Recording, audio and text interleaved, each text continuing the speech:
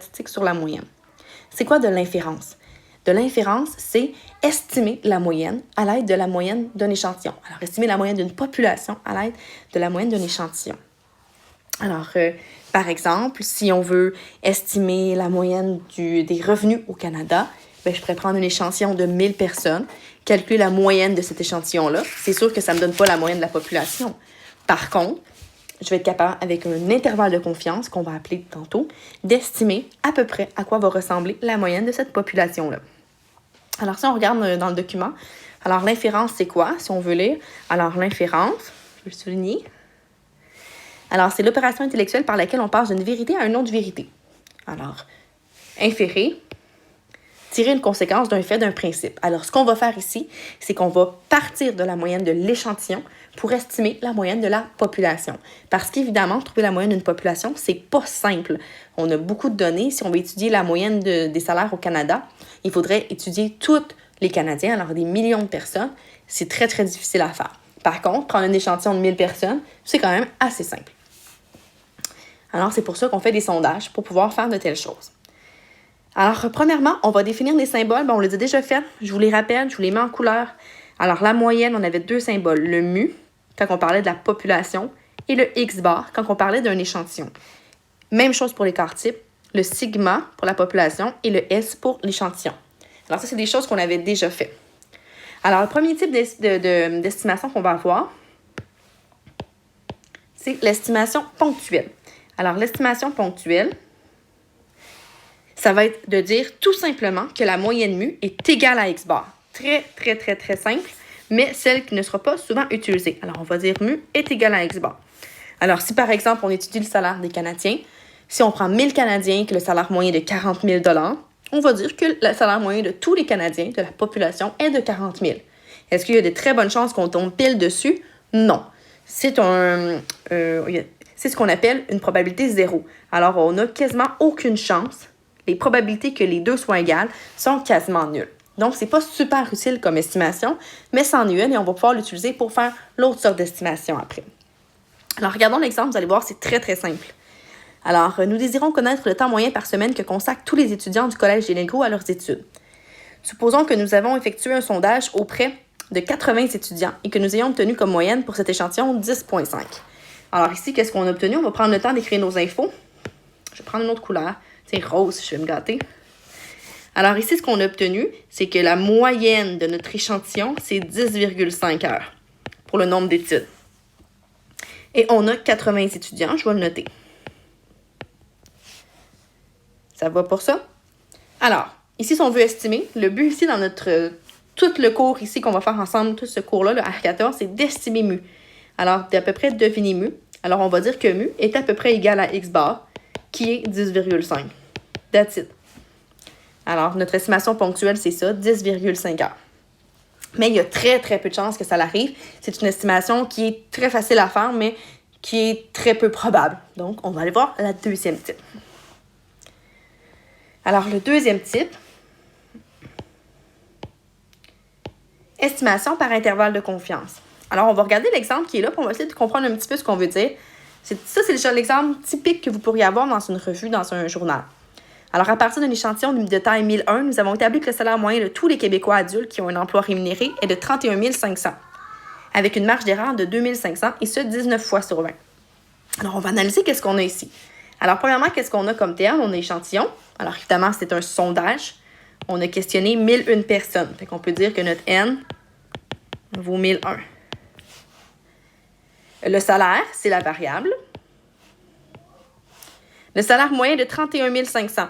Alors, on fait l'estimation ici que le mu vaut 31 500. Alors, parce que le x bar vaut 31 500. C'est ce qu'on appelle une estimation ponctuelle. Marge d'erreur. Ça, c'est super important. La marge d'erreur de 2500. Fait qu'on dit dans le fond que le 31 500 peut varier de plus ou moins 2500. Donc, 31 500 moins 2500, ça fait 29 000. Plus, ça fait 34 000. Fait que dans le fond, c'est ce qu'on va appeler tantôt un intervalle de confiance. On va pouvoir dire que la moyenne va se trouver entre 29 et 34 000 $. Et le 19 fois sur 20, 19 sur 20, c'est équivalent à 95 %. Ça va être notre niveau de confiance ou l'équivalent de la marge d'erreur, 5 %. C'est ce qu'on va faire aussi tantôt. Alors ici, qu'est-ce qu'on a comme info? Qu'est-ce qu'on trouve là-dedans? Alors, on a ajouté X bar à une marge d'erreur afin d'établir un intervalle de confiance. Donc, ce qui est à noter, là, je change de couleur, c'est la chose la plus importante dans ces notes de cours-là. L'intervalle de confiance va s'écrire de cette façon-là. Alors, IC, pour intervalle de confiance, ça va être la valeur de la moyenne de mon échantillon moins une marge d'erreur, puis la valeur de la moyenne plus une marge d'erreur. Fait qu'on va savoir que ma moyenne va se trouver, le mu, va se trouver entre ces deux valeurs-là, soit ici dans mon exemple, entre 29 et 34 000 $. Avec un niveau de confiance de 95. Est-ce qu'on peut être sûr à 100% d'être caché là-dedans? Non. Est-ce que ça se peut que les 1001 personnes qu'on a interviewées cette journée-là, on a pigé au hasard, puis on a choisi 1001 personnes qui étaient sur l'assurance chômage, sur le bien-être social, peu importe, qui avaient un très, très faible salaire. Est-ce que ça se peut? Oui, c'est peu probable, mais on a quand même un 5% de chance de se tromper. Alors, 95% de certitude. Alors, si on lit l'interprétation, là, ce qui est très important, vous pourriez avoir interprété, cela signifie qu'on est confiant à 95%, 19 fois sur 20, que le salaire moyen de tous les Québécois adultes qui ont un emploi rémunéré est en quelque part entre 29 et 34 000 $. Il y a donc 5% de chance qui ne se trouvent pas à l'intérieur de cet intervalle-là, de se tromper. Alors, les notations importantes ici à retenir, le IC, intervalle de confiance, qui va être défini comme ceci, comme je l'ai écrit tantôt. Puis le ME, c'est la marge d'erreur. Alors, on va descendre et on va aller voir ce fameux calcul-là. Alors, la marge d'erreur, voici la formule. Alors, mettez de la couleur là-dessus. Super important, c'est cette formule-là que normalement, je vous dirais, je vais vous donner en examen, mais vu qu'on n'aura pas d'examen, vous allez l'avoir tout le temps dans vos notes quand vous allez faire vos devoirs, vous pourrez regarder. Alors, ça va être la formule pour calculer la fameuse marge d'erreur. Alors, le N, ça va être la taille de l'échantillon, ça va être donné dans le problème. Le S, ça va être l'écart type, donné dans le problème aussi. Et le Z, c'est la code Z qui est associée au niveau de confiance. Alors, c'est la seule petite chose qu'il faut travailler un peu plus, sinon, ce serait juste une formule. Alors ici, on parle de code Z. Et oui, Z, code Z. Alors, on fait le lien avec la loi normale que vous avez déjà travaillé il y a plus de 2 semaines. Alors, j'espère que vous avez fait un petit peu d'exercice là-dessus pour vous pratiquer. Sinon, ça va revenir. Alors, comment qu'on va faire ça? Alors, on va avoir ici le niveau de confiance 95, 98, 99, 90. C'est les 4 niveaux de confiance les plus fréquents. Je vais vous montrer comment trouver la code Z qui est associée. Puis, si jamais il y a d'autres niveaux de confiance, bien, vous seriez capable de le faire de la même façon, mais c'est très simple. Alors, si on dit que notre intervalle de confiance contient 95% des données, ça veut dire que dans cet intervalle-là, j'ai 95% des données. C'est ça que ça veut dire. Alors, entre mes deux barres, j'ai 95. Moi, ce que je cherche, c'est la valeur qui est là, le Z qui est ici.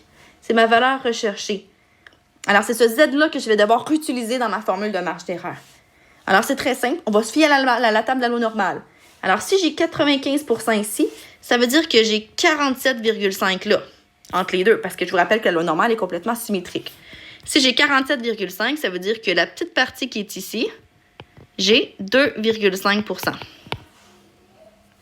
Alors, comment je trouve le 1,96? Alors, on vous donne la réponse, mais comment qu'on fait ça? Alors, vous allez aller dans votre livre à la loi normale. Moi, je l'ai mis sur Safari ici. Alors, c'est dans le livre à la page 347. Vous avez la probabilité d'être dans cette zone-là. Oh, là, je ne peux pas écrire avec ces crayons-là. J'aurais dû le mettre sur OneNote. C'est pas fait, mais c'est pas grave.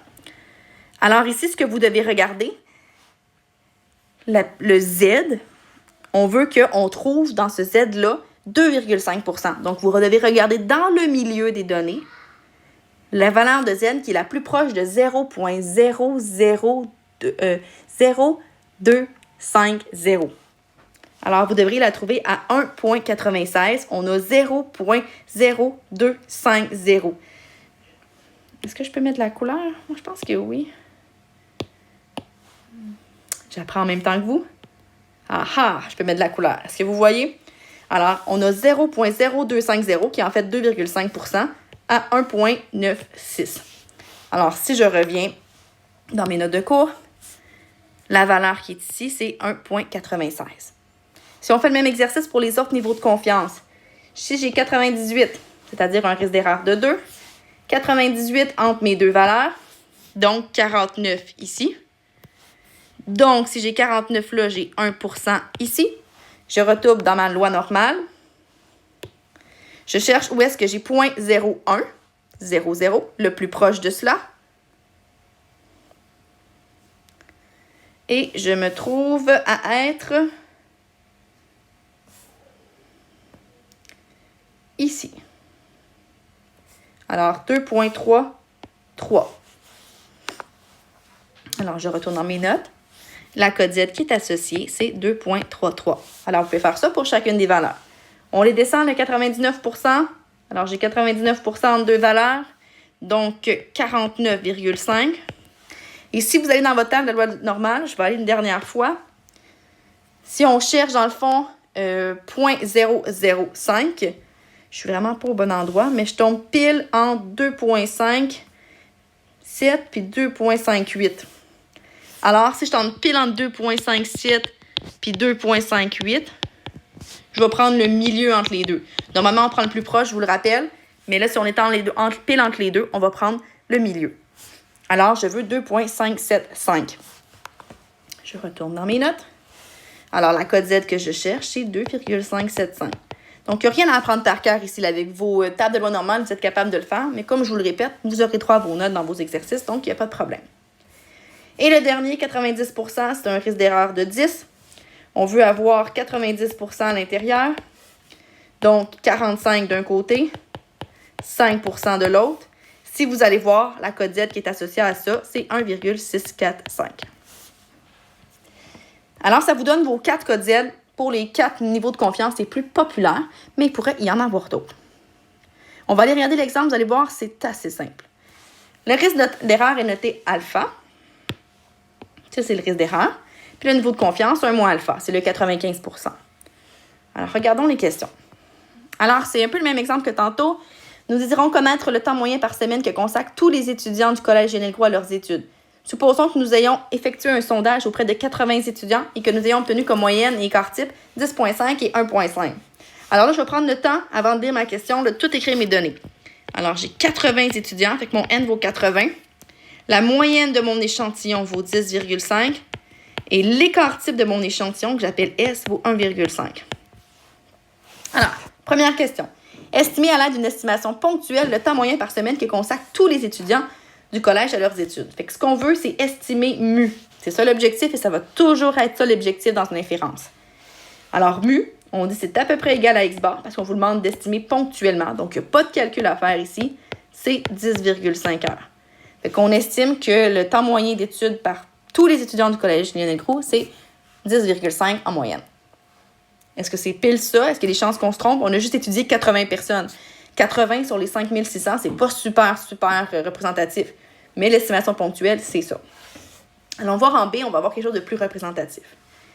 Estimer le temps moyen par semaine que consacrent tous les étudiants du collège Lionel Groulx à leurs études à l'aide de l'intervalle de confiance à 95%. Alors ici, on vous demande un niveau de confiance, c'est 1 moins alpha, de 95%.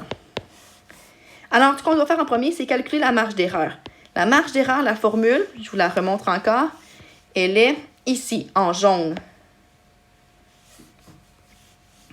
Alors, je la réécris. Z fois S sur racine de N. Alors, c'est facile. Le S, c'est 1,5. Le racine de N, c'est racine de 80. Ce qui me manque, c'est le Z, ici. Comment je fais pour trouver le Z qui est associé à 95%? Vous retournez dans votre feuille avant. Vous allez voir à 95%. Je vais prendre une autre couleur. À 95%, le Z qu'on doit utiliser, c'est 1,96. Vous n'êtes pas obligé de faire la logique à chaque fois, mais ça reste logique. Fait que c'est 1,96.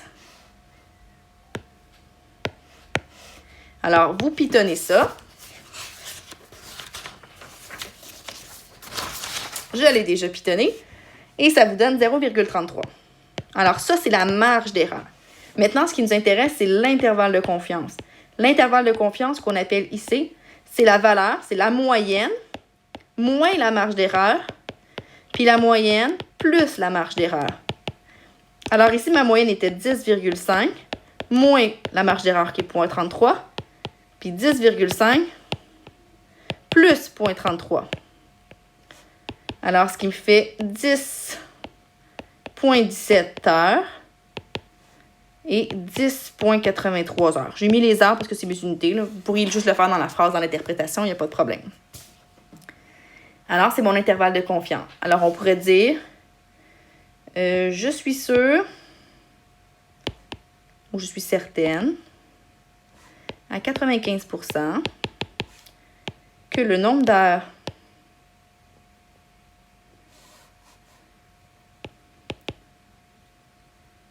d'études moyen pour tous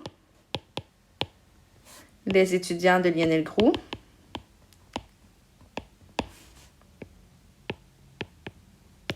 est entre 10,17 heures et 10,83 heures. Alors ça, c'est une interprétation parfaite à prendre en note parce que vous allez avoir à faire des interprétations dans votre PFI, dans votre travail final. Alors, je suis certaine à 95% que le nombre d'heures d'études moyennes pour tous les étudiants de Lionel Groulx est entre 10,17 et 10,83. Alors, c'est une belle interprétation et retenez qu'on dit tous les étudiants de Lionel Groulx parce que la moyenne de l'échantillon, je sais, c'est 10,5. Alors, je ne suis pas capable de dire précisément où est-ce qu'elle est ma moyenne parce que j'ai juste étudié 80 personnes. Mais avec seulement 80 personnes, je suis quand même capable de dire qu'elle se trouve entre 10,7 et 10,83. Donc, c'est quand même fort. C'est le but des sondages. Allons faire le C. Estimer le temps moyen par semaine que consacrent tous les étudiants du Collège de Lionel Groulx à leurs études à l'aide d'un intervalle à 98%. Donc, ce qui va changer ici, c'est le Z. Si vous allez voir le 98%, ça vous donne une cote Z de 2,33. Alors, ma marge d'erreur va changer. Alors, j'ai toujours, en fond, c'était Z fois S sur racine de N. Mon Z va devenir 2,33. Mon S est encore 1,5, ça n'a pas changé. Et mon N, 80. Alors, vous pitonnez ça. Et ça vous donne 0,39. Est-ce que c'est normal que ça soit plus gros? Bien sûr. Je vais être plus sûre. Je vais être sûre à 90 au lieu de 95. Fait que je vais en prendre un petit peu plus large pour être sûre de mon coup. Alors, l'intervalle de confiance, c'est la moyenne, moins 0,39, puis la moyenne, plus 0,39.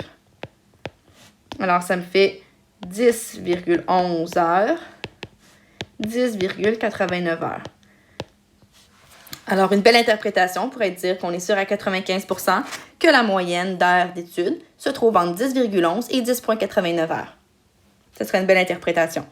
Est-ce que c'est normal? Je vous le répète, tantôt c'était 10,17 et 10,83. On est un petit peu plus large. On est 0,6 de chaque côté, 0,06 plus large. C'est tout à fait normal parce qu'on veut un intervalle de confiance à 98%. Si tu veux être plus sûr, ben prends-en plus large. Tu as moins de chances de te tromper. On refait le D. Alors, je vous répète, si jamais vous n'avez pas le temps d'écrire, vous faites pause, vous finissez d'écrire, il n'y a pas de problème. Supposons que les mêmes données aient obtenues à partir d'un échantillon de 200. Fait que là, on change le N vaut 200. Alors, on vous demande de refaire un test à 95%. Fait que mon Z qui est 1,96. Si on réfléchit un peu, si je prends plus d'étudiants, est-ce que vous pensez que je suis capable d'être plus précise? Si je veux le même niveau de certitude, est-ce que je vais être capable de diminuer ma marge d'erreur?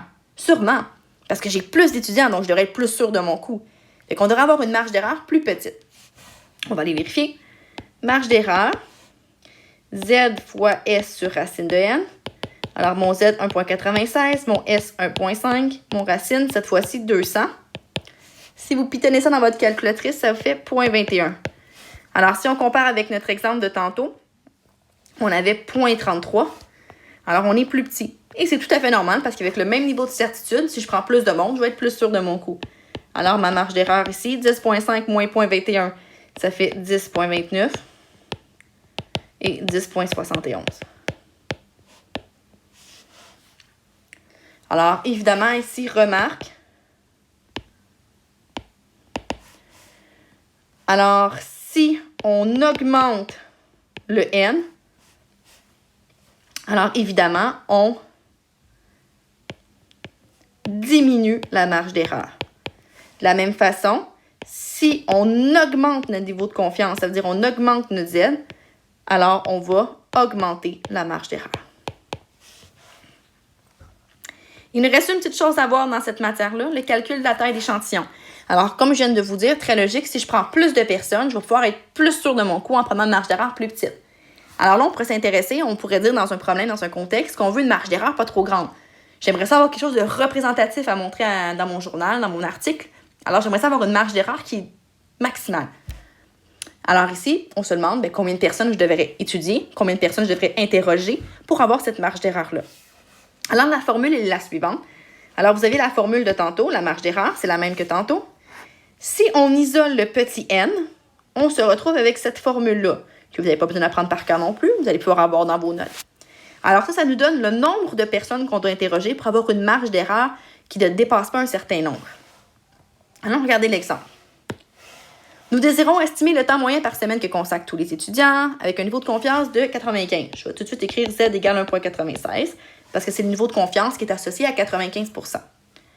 On veut que la marge d'erreur ne dépasse pas 0,2. Fait que je veux une marge d'erreur de 0,2 maximale. Et on sait que l'écart type, c'est toujours 1,5. Combien d'élèves, au minimum, devraient être interrogés?